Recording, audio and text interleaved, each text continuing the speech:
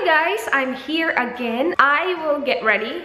So, papunta na ako ng work in 2 hours. So, I have time. So, I was thinking I should sit down, use new products that I got from Me Now, and do like a first impression. I'm not sure if I will be able to check in with you guys at the end of the night because I will finish really late. But I will leave my final thoughts below in the description. So, it's gonna be a long description, but I will be trying on some of the Me Now products that I received. If you guys haven't watched the haul yet, I will leave the link of the haul below. I actually did a little bit of research, you guys. Someone posted something on Reddit, and I will leave the link of that article or blog post below. Na it's actually not that bad. I don't 100% believe na Me Now is not safe to use because based on their packaging and based on like all the pamphlets, you have all the information. They put the ingredients on their packaging.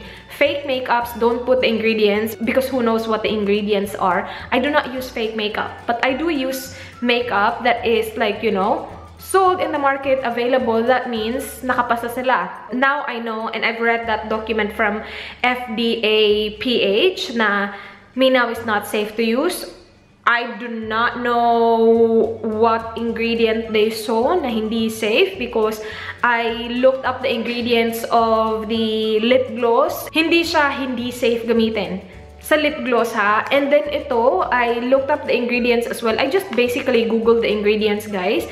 And nakita ko siya na some of the ingredients na Me Now use, Jordana Cosmetics use, even Cat Cosmetics something, Cat Eye Cosmetics, basta. When I looked up the ingredients, maraming lumabas na Avon, guys. Merong mga ingredients dito na Avon uses as well. So like, you know, para sa akin, hindi siya 100% hindi safe gamitin. Depende lang siguro sa skin nyo. Now, hindi ko sure ha. Hindi ko sure, guys. Kasi very little research lang yung naano ko. I also looked up FDA US talaga.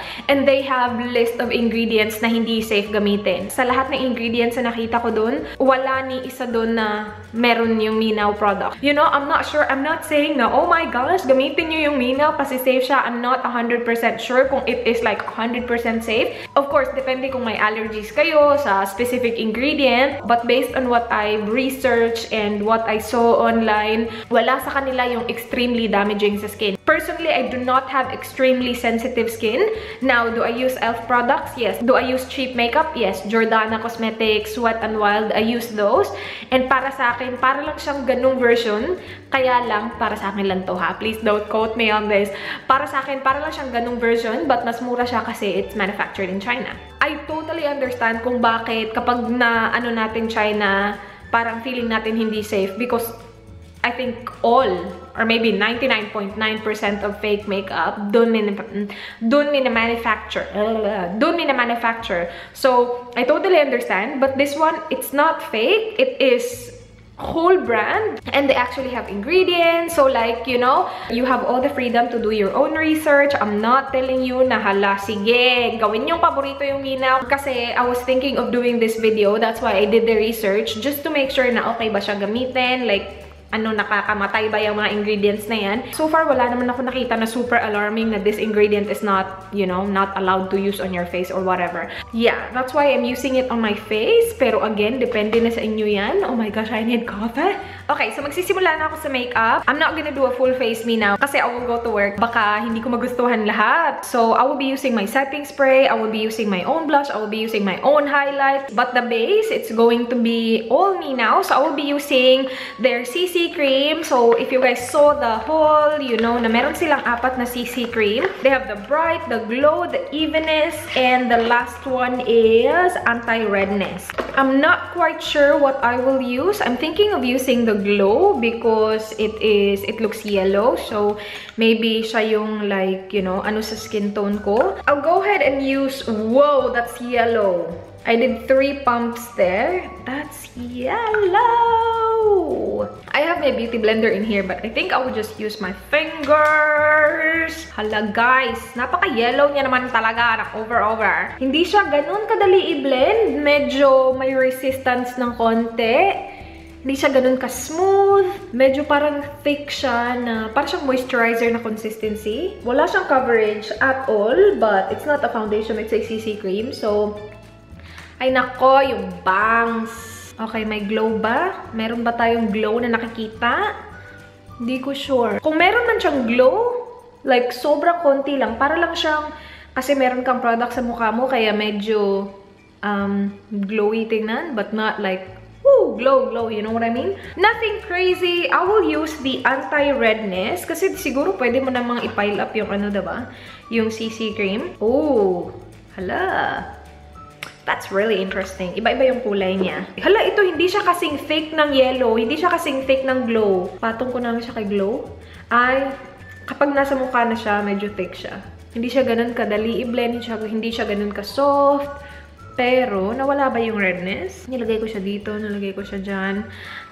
Hindi ko sure kung anong ganap nitong mga, ano na to, CC cream na to. Maglalagay lang ako ng concealer. Hindi ko gagamitin yung Minaw concealer. Gagamitin ko yun next time. Kasi yung CC cream parang wala siyang masyadong ganap. So, I just wanted to make sure na yung under eyes ko, like, well covered siya. In fairness, dun sa anti-redness, parang pinaputi niya, tingnan yung mukha ko. Okay, so now, powder naman tayo, guys. So, I have 3 shades of powders in here. Wow! Ang dark ng mga powder! Bakit? Ako yung pumili nito, so my bad. This one is shade 21. Way too dark for me! Ano ba yan? This one is shade 07. Okay, maybe that one looks better. Siguro yan. This one is dark. This one is shade number 16. I'll go with 7. Okay. Isiset ko lang. Oh, wow. That's dark. That's dark. Bakit mo naisip na okay lang yung shade na yan? That's dark, you guys. Look at my under eye. That's a fail. I will be using my own powder, guys. And then, gagawin ko tong browser. Browser? Okay, so i-fill in ko lang yung eyebrows ko. And then, ayusin ko to. And then, I'll be back. And I will use this as a bronzer. So, yes. Okay, na-save ko siya ng slide. Like, this part is darker. This under eye is darker than this. Kasi nalagay ko na yung powder. Ayoko na siya tanggalin. So, I just added the right powder over it. But yeah. Anyway, I will use this as a bronzer. I will be using the shade number... I'll use the shade number 16. It's not super yellow. I think it's fine. Char. Okay. Okay. Okay. Not bad. Hindi nun siya ganun kasama.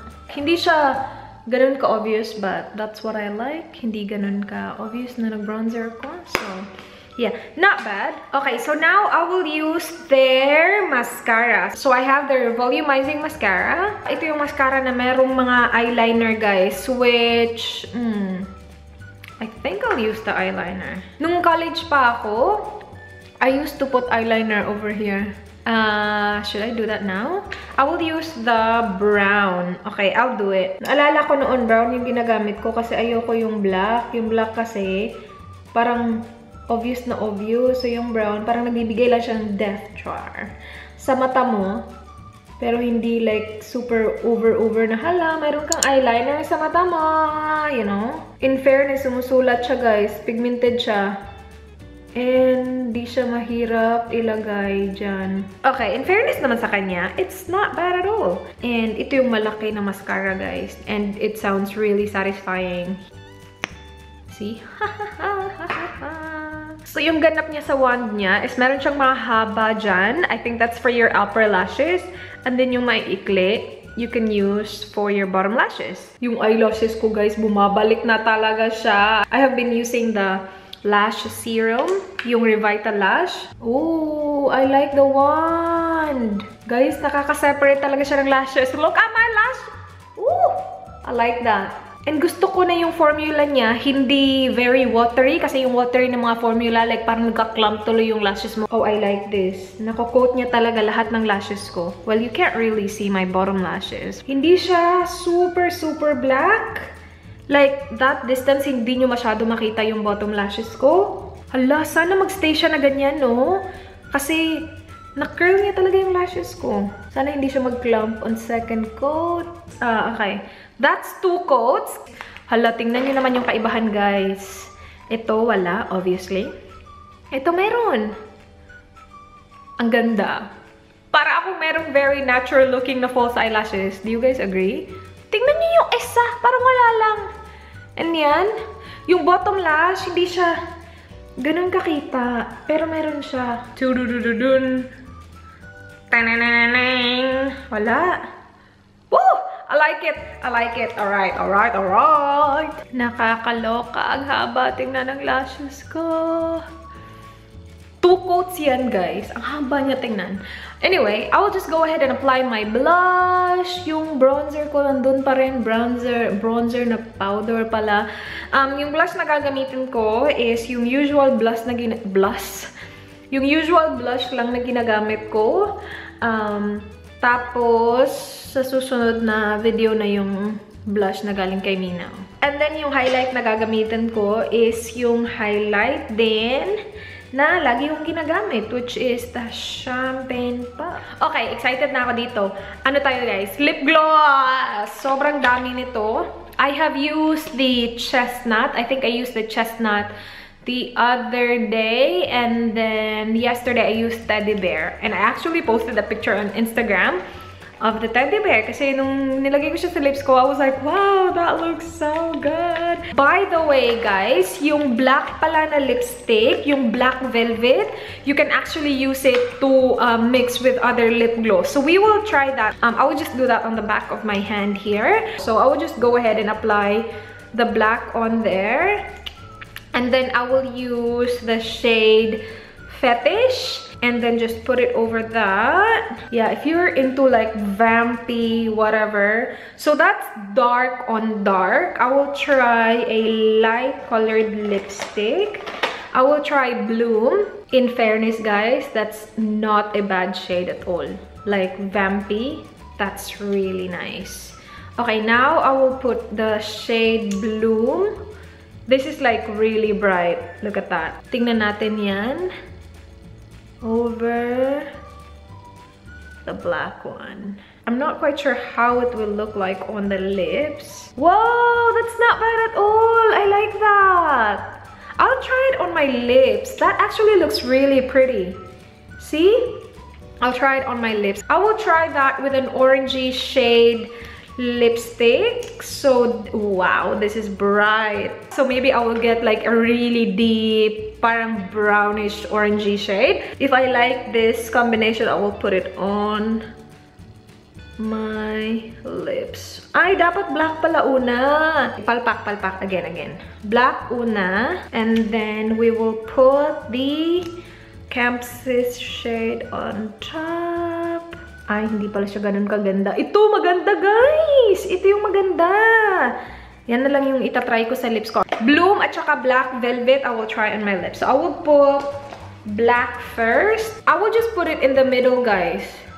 Lalagay ko lang siya sa gitna lang ng lips ko. And then, I will use that other shade to parang blend it in. Guys! Okay. Ang kalat. Nandito si Dan. Hi, babe! Umuwi siya kasi ihahatid niya daw ako sa work. Let's see kung anong tingin niya sa lipstick na to. I'm not gonna wear this lipstick to work at all. Babe, come here!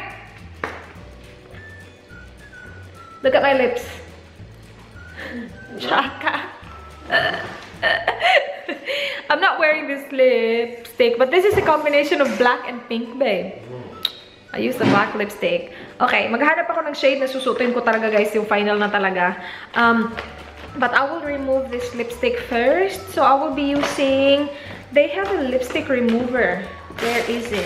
Alright, so they have the Ultimate Oil and Gel Lipstick Remover. So just leave it on for 30 seconds to remove lipstick gently. Lagay ko lang siya sa lips ko, guys. Maganda tong lip color na to. Kung hindi lang ako pupunta sa work, I will wear this. Okay, I will just leave it there for 30 seconds. And then I'll remove it. And then I have to choose a lipstick na susuotin ko na talaga.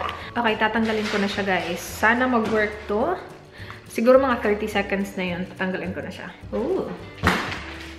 Wow. Tanggal na. Ooh, nice. Natanggal nga. Meron siyang tint. Actually, pwede nang ganito na lang yung lips ko. Punta sa work. Ang ganda yung tint niya. But, I found this shade Faded and it looks really nice. So, nakita ko sa inyo yung swatch. Ang tsaka na ng back of my hand. Oh, that looks really pretty! Wait, tsaka naman dun. Okay, so gagamitin ko yung shade na Faded. Ang ganda ng shade, guys. Oh, diba? Very... Hindi siya ganun kababa-boom. Okay lang siya. I like it. Yung napansin ko sa lip gloss is sobrang bilis niya mag-stain sa ipin mo. So, what I do is yung trick na, like, you know, ginagawa nila para hindi siya mag-stain sa ipin. Yun. Sa lahat ng lip glosses na na-try ko, I have been using this for the past 2-3 days, diba? And nagsistain talaga siya. Okay, so ganyan yung itsura niya. Yung CC cream, wala siyang coverage at all. Yung powder na ginawa kong bronzer, I actually really like. See, very natural looking lang. The lip gloss, gusto ko yung lip gloss, guys. So, I have been using it for 3 days. Hindi siya makati sa lips. So, yeah, kung gusto niyo makita yung swatches ng lahat ng shades ng lip gloss, let me know. I would love to do that for you guys. Pero, yeah, the mascara, guys. Ang mascara, sobrang ganda. I-update ko kayo sa description box kung it will stay, kung magsistay siya na ganito, na curled, tapos yung length. Gusto ko yung mascara. Yung CC cream, hindi ko siya ganun kagusto, hindi siya ganun nagbe-blend ng maayos. Very natural looking lang siya. Yung powder, kung match siya sa akin, okay sana yung powder.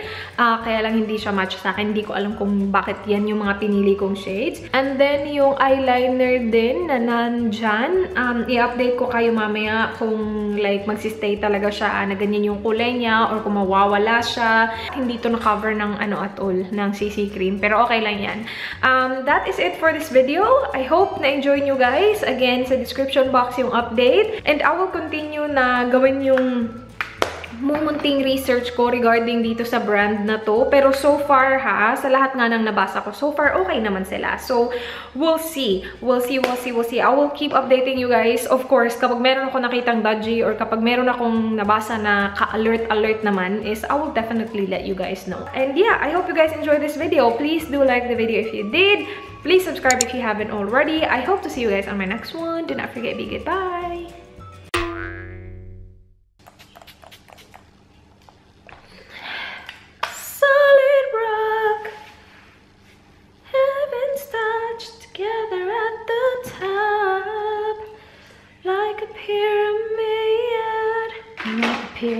Like a pyramid, yeah. Like a pyramid, like a pyramid.